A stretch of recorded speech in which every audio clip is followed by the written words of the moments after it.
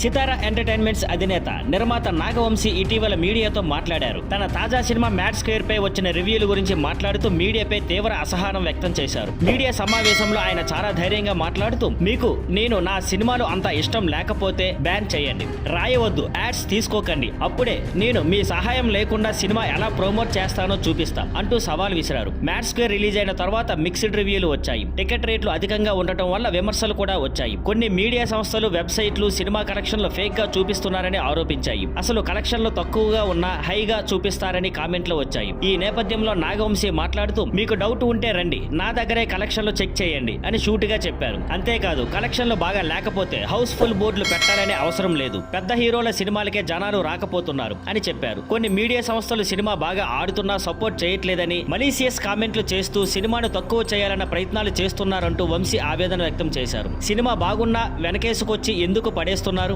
అనే ప్రశ్న కూడా విసిరారు. Thank you for watching. Please like, share and subscribe.